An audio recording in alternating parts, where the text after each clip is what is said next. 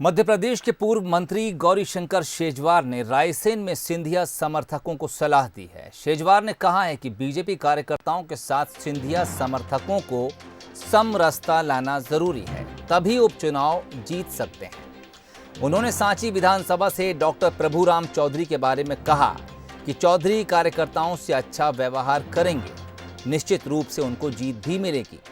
शेजवार ने आगे कहा कि सिंधिया के समर्थक और कुछ विधायकों ने कांग्रेस पार्टी और सरकार से इस्तीफा देकर मध्य प्रदेश में बीजेपी की सरकार बनाने में मदद की है, तो निश्चित रूप से इन सभी को मंत्रिमंडल के विस्तार में कहीं ना कहीं जगह मिलेगी और ये सभी को टिकट भी मिलेगा।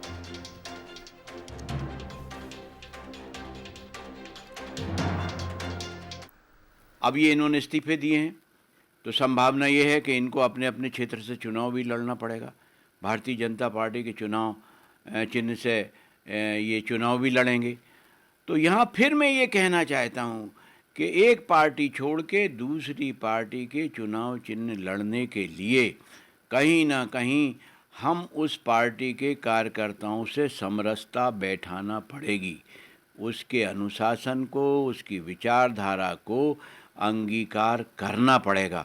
और यदि इन विधायकों ने ऐसा किया तो मैं ऐसा मानता हूं कि इनके जीतने में कहीं कोई कठिनाई नहीं होगी।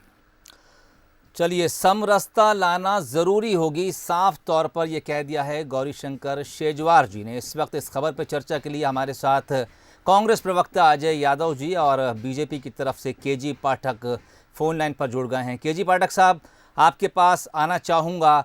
इस बार न गौरीशंकर शेजवार हैं न मुदित शेजवार हैं, प्रभुराम चौधरी की बारी है, लेकिन क्या अनुशासन का पाठ उन्हें पढ़ाया जा रहा है? देखिए, डॉक्टर गौरीशंकर शेजवार जी भारतीय जनता पार्टी परिवार के वरिष्ठ सदस्य हैं और वर्षों से वो कार्यकर्ताओं का मार्गदर्शन कर रहे हैं।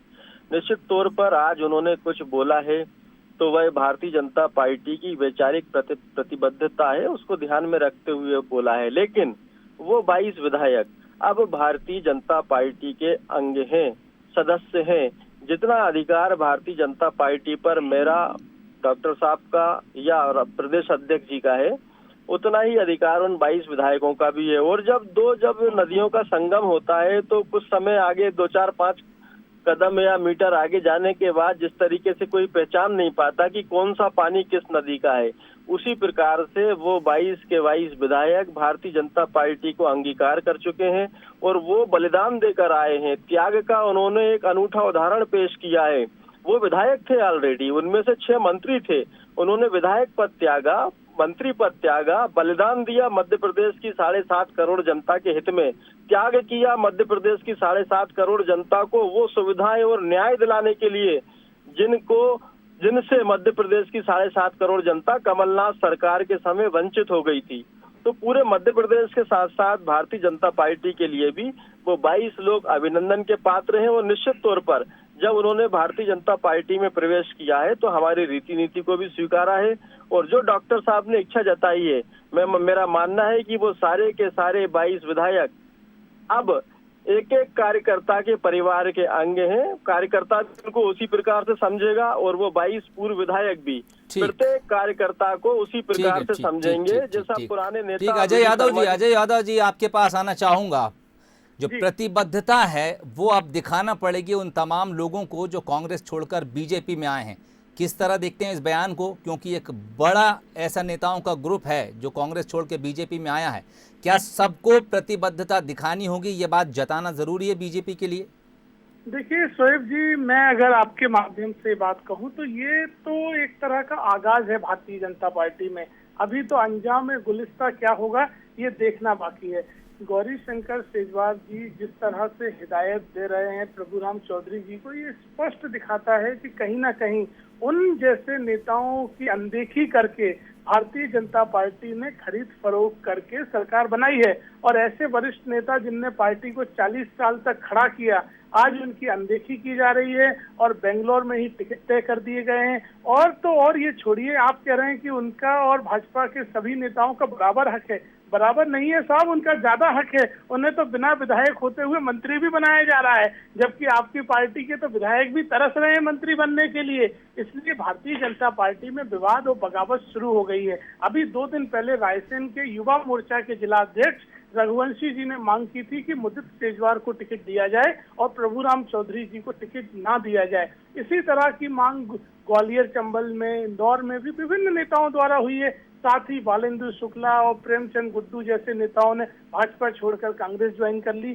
तो ये तो बगावत चारों तरफ दिखने लगी है। ठीक, केजी पाठक साहब, आपके पास आना चाहूंगा। आखिरी सवाल, उसके बाद वाइंड अप करूंगा। कांग्रेस इसे बीजेपी के भीतर से उठी हुई बगावत के तौर पर देख रही है। कांग्रेस क्या सोचती है, क्या देखती है, वो कांग्रेस जाने। भारतीय जनता पार्टी यह सोचती है कि हमारा परिवार बढ़ रहा है। भारतीय जनता पार्टी की रीति नीति में विश्वास करके लोग बढ़ रहे हैं, हमारे परिवार को बढ़ा रहे हैं। हम तो सोहेल जी उस राजनीतिक दल के अंग हैं जिसके कभी 2 सांसद हुआ करते थे। हमारे साथ धीरे धीरे वोट भी बढ़े, नेता भी बढ़े, कार्यकर्ता बढ़े, जब तो आज हम 303 तक पहुंचे हैं। और आज जो 22 लोग आए हैं वो प्रदेश में अभिनंदन के पात्र हैं। उन्होंने त्याग का और बलिदान का अनूठा उदाहरण पेश किया है। 7.5 करोड़ जनता के साथ साथ मध्य प्रदेश भारतीय जनता पार्टी का कार्यकर्ता उनका अभिनंदन कर रहा है, स्वागत कर रहा है। उसमें भी आता हूँ, डॉक्टर गौरीशंकर सेजवार भी आते हैं। चाहे सेजवार जी हो, चाहे मैं हूँ, या प्रत्येक कार्यकर्ता, हर कार्यकर्ता प्रभुराम चौधरी जी से लेकर 22 विधायकों को जिताने में अपना जी जान लगा देगा और मध्य प्रदेश में जनता की पसंद की लगातार 5 साल तक चलेगी। ठीक, अजय साहब कुछ कहना चाह रहे थे, समय कम है मेरे पास। देखिए सोहेल जी, जिस तरह की रीति नीति सिद्धांत की भारतीय जनता पार्टी बात करती है, रीति नीति सिद्धांत पंच निष्ठाएं सभी की तिलांजलि तो बेंगलोर में हो गई। जिस तरह से आपने सत्ता पाने के लिए एक ऐसा समझौता किया, जो लोग आपको 30-40 साल से कोस रहे थे और जिन्हें आप अंग्रेजों का मित्र कहते थे, उन लोगों के आज आपने मित्र बना लिया। पाठक जी संयम रखिए सुनने का।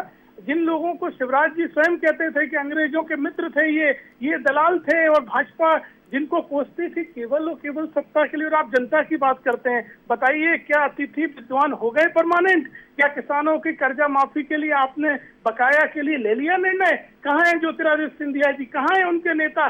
सिवाय मंत्रिमंडल और सिंधिया जी के केंद्रीय मंत्री के अलावा इन 22 नेताओं ने जनता का एक मुद्दा उठाया हो तो बता दीजिए।